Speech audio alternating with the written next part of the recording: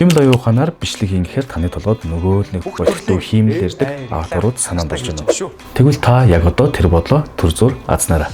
Өнөөдөр бид цоошин жимнэ Omni моделийг ашиглан зөвхөн мэргэжлийн видео эдитер, мэргэжлийн VFX, мэргэжлийн видеографер хүмүүсийн хийж чаддаг байсан цаг хугацаа, хөрөнгө, маш их ур чадвар зарцуулан хийдэг байсан тэргээр зүйлсийг жимнэ Omni моделийн тусламжтайгаар машин генээр маш гайхалтайгаар хийж чаддаг дөрвөн галзуу аргыг харуулах. Бичлэгээ дуустал үзээд та эдгээрийг өөрийн бичлэгтээ туршиж үзээрэй. Эхний арга бол таны бичлэгэн дээр байгаа ямар нэгэн зүйлийг нүдээр эмхийн зураг ингэж орлуулж болох нэ. За яг энд харж байгаа шлангаар за эхний туршиж байгаа арга болохоор тухайн нэг бичлэгэн дээр байгаа ямар нэгэн объект гэдэг юм уу өөрийн хүснээрээ өөрчилж болох нэ. Тэгэхдээ энэ харахад яг тухайн орчинд ингээд анханасаа байсан юм шиг нормал бодиттэй. Яг л таныг үйлдэл хийж авах үед ингээд таны гарт байсан одоо энэ зүйлийг ингээд өөрчилсөн шүү дээ. Тэнгүүд энэ яг ингээд анханасаа таны гарт байсан юм шиг байна те. Ингээд бодитоор өөрчилж байгаа ямар нэгэн объектыг одоо ингээд нэмэх, хасах те өөрчилж ингээд тухайн объект анханасаа байсан юм шигээр ингээд байл нэмэлтээр нэмж өгөөд хасч өгөөд ингээд солих боломжтой болсон байна.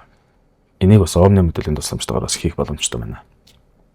За хэрвээ та жимнэ Omni моделийг хаанаас хэрхэн үзэх мэдгүй, хэрхэн суралцах мэдгүй байвал яг энд харагдаж байгаа энэ миний өмнө хийсэн байгаа YouTube дээр хийсэн байгаа хоёр бичлэгийг ороод үзээрэй. За энэ хоёр бичлэг дээр хэрхэн Omni моделийг ашиглах тэр сайт руу нэвтэрч ороод хэрхэн ашиглах талаар ингээд харуулсан байгаа.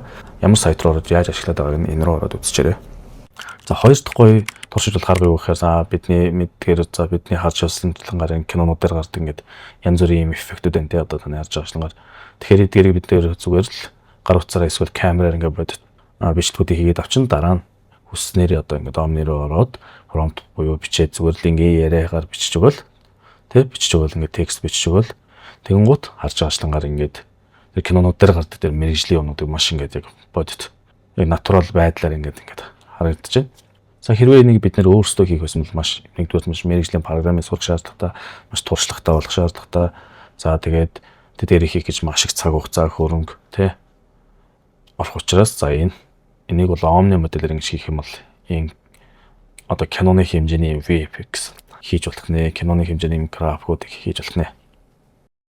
За гурав дахь сонирхолтой дурчвал гарга нь юу гэхээр та дээдлэн 10 секундын урттай бичлэг оруулаад эдит боломжтой байдаг. За хэрвээ та 30-аас 40 секундын reel хийж байгаа бол те эсвэл бичлэгнийхээ богино хэсэгтэр ч юм ингээд background янз бүрийн зүйлийг өөрчлөх шаардлагатай бол те за Omni-г ашиглаад background-ыг одоо ингээд мэргэжлийн студид байгаа юм шиг те эсвэл яг ингээд гадаа ингээд орчинд сууж байгаа юм шигээр та хүссэн орчинд хаанч бол хаана л ингээд байлуулж болно. За тэгээд энд харж байгаа шлангаар дүр маань өөрөө ингээд маш гоё зүс царай хувцастай бүх юм ямар нэгэн байдлаар өөрчлөгдөг үе ингээд тогтвортой байна. За орчин нэг солихтодаа ингээд текстээр ингээд бичээд оруулаад өгч болно. За мөн эсвэл хажуу талд нь бас зураг ингээд референс болгоод авсаргаж оруулаад за яг энэ зурган дээрх орчинд намайг байрлуулж гэдэг юм уу те. Яг тэгээд өөрчилж болох нэ. Тэгэхээр гурав дахь арга нь болохоор та ингээд өөрийнхөө байгаа орчныг хүснээрээ сольж болох нэ. За хэрвээ та өнөөдөр ашиглаж байгаа за эдгээр миний харж байгаа энэ жишээ болгонд харуулж байгаа энэ зүйлсүүдийг би хэрхэн хийсэн промптуудыг энэ заавруудыг энэ авахыг би одоо монголоор энгийнээр зүгээр бичиж өгөөл хийсэн байгаа. Тэгэхээр та хэрвээ эдгээрийг хэрхэн хийсэн тэр заавар промптыг аваад за өөрөө дурчиж үзмээр байх юм бол та комент хэсэгт бас сэтгэлдээ үлдээгээрэй. За комент хэсэгт та сэтгэлдээ үлдээгээрэй. Тэгээ би та наруу файл хэлбэрээр илгээч. Тэгээ та аваад өөрөө бас эдгээрийг өөрөө дурсан аваад тэгээд энэ дээрээ тэ Omni руу оруулаад тэгээд туршаад үзээрэй. За цаашаа үргэлжлүүлье. За дөрөвт харшилж болох гоё арга юу байна вэ гэхээр за энгийн одоо камер яг урдаа тавиад зоогоод хөдөлгөөнгөөр зоогоод тэгээд бичиж байгаа энэ дурсууд дээр маань камерын гоё тийм мэргэжлийн хөдөлгөөнүүд нэмж болох нэ. Өөр өнцгөөс харуулад тэгээд бас сонирхолтой болох боломжтой байна. Тэгээд та ингээд зөвхөн ганцхан камертай тийм ингээд өөр өнцгөөс болон дурс нэмэр байдаг. Ганцхан камертай гадаг өөр боломж байхгүй ингээд бас AI-ийн тусламжтайгаар Omni моделийн тусламжтайгаар ингээд өөр өнцгийг бас бичлэгнийхаа өөр өнцгөөс авсан тэр дурсыг бас үүсгэж болох нэ. За өнөөдрийн бичлэг юм байлаа. За хэрвээ энэ бичлэг танд гоё шинийх их урам зориг гоё санаа өгсөн бол лайк дараад найзуудтайгаа шеэрлээрэй. Тэгэд мэдээж subscribe дараарай манайхан.